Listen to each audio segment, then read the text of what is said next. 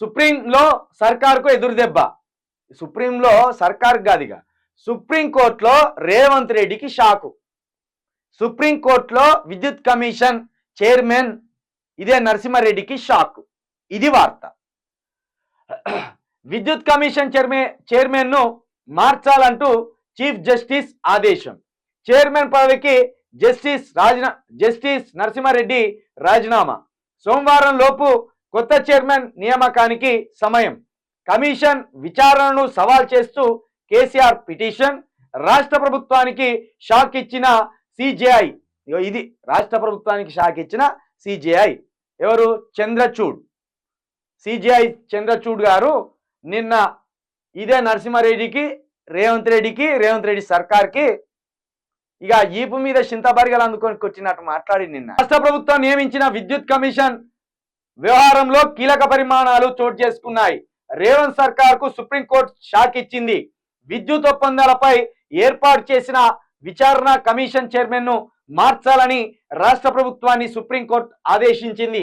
BRS అధినేత కేసీఆర్ సమర్పించిన పిటిషన్లోని వాదనలతో ఏకీభవించిన chief justice Chandrachud సంచలన ఆదేశాలు జారీ చేశారు. ఈ ఆదేశాల నేపథ్యంలో కమిషన్ చైర్మన్ పదవికి జస్టిస్ నరసింహారెడ్డి రాజీనామా చేయడం గమనార్హం. దీంతో కొత్త చైర్మన్ నియామకానికి రాష్ట్ర ప్రభుత్వానికి సుప్రీంకోర్టు సోమవారం గడువు ఇచ్చింది. ఇది అత్యంత అవమానకరమైన విషయం. ఈ జస్టిసు మాజీ న్యాయవాది ఈ నరసింహారెడ్డి నేనేమన్నారంటే, చంద్రచూడ్ గారు ఏకపక్షంగా కమిషన్ వ్యవహరించడం అనేది ఇది అత్యంత అవమానమైన చర్య. మరి రాష్ట్ర ప్రభుత్వానికి అనుగుణంగా ఈ జస్టిస్ నరసింహారెడ్డి గారు ఏకపక్షంగా ఎందుకు వ్యవహరిస్తున్నారు? ఇది తప్పు, అట్లా ప్రవర్తించకూడదు. ఇరుపక్షాల వాదనలు వినాలే. కానీ నరసింహారెడ్డి గారు ఏకపక్షంగా వన్ సైడ్గా ఆలోచించుకుంటూ వెళ్తుండు. ఇది తప్పు అని ఆయన్ని తప్పుపట్టడంతో పాటు, ఆయన తీరును విమర్శించడంతో పాటు ఆయనను వెంటనే మార్చేయండి. ఆయనను వెంటనే మార్చేసి మీరు ఇంకొక కమిషన్లో జడ్జి గారిని పెట్టుకునే అవకాశాన్ని మేము కల్పిస్తున్నామని సుప్రీంకోర్టు నిన్న గైడ్ లైన్స్ ఇచ్చే వరకు ఇక నరసింహారెడ్డి, రేవంత్ రెడ్డి, పొంగులేటి శ్రీనివాసరెడ్డి ఎవరైతే కాంగ్రెస్ రెడ్డిలో వాళ్ళందరికీ తల కొట్టేసినట్టు అయింది. గుండెలు జారి లావుల పడ్డట్టు అయింది. ఆఖరికి తల కిందికి వేసుకుంది. అయిందా? మనం మొదటి నుండి చెప్తాను, ఖచ్చితంగా హైకోర్టులో కేసీఆర్ వేసిన ఫిల్లుని కొట్టేస్తారు. ఎందుకు కొట్టేస్తారు? ఇక్కడ ఉన్న సుదర్శన్ రెడ్డి వాళ్ళ మనిషే.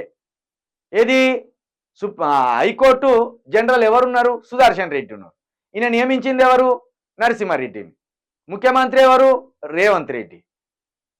ఇంకొకరు ఎవరు? పొంగులేటి శ్రీనివాసరెడ్డి. ఇంకొకరు ఎవరు? వెంకటరెడ్డి.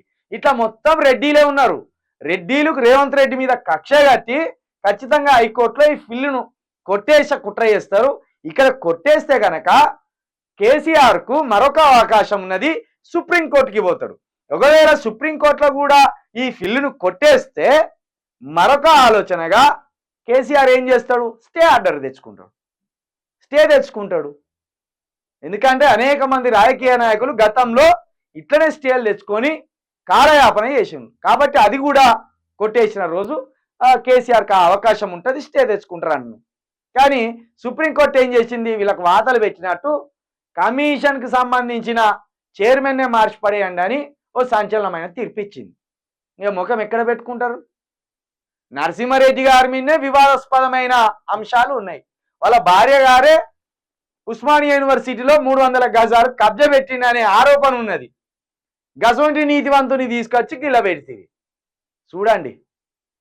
కాబట్టి ఇక మొత్తానికి సుప్రీంకోర్టు తన పవర్ను ఉపయోగించి నరసింహారెడ్డికి అదేవిధంగా రేవంత్ రెడ్డి సర్కారుకు వాతలు పెట్టి వాళ్ళ ముఖం కిందికేసుకునేటట్టు చేసింది. కేసీఆర్కు ఓ పరంగా విజయం సాధించినట్టే. కేసీఆర్ ఫామ్ హౌస్లో కూర్చొనే పత్రాలు పంపుతాడు. ఏం లేదు, పత్రాలతోటి ఫైటింగ్ చేపిస్తాడు, పేపర్ ఫైటింగ్ చేస్తాను. కేసీఆర్ ఇంట్లో కూర్చొనే ఫైటింగ్ చేస్తాడు. అట్లుంటుంది రాజనీతి.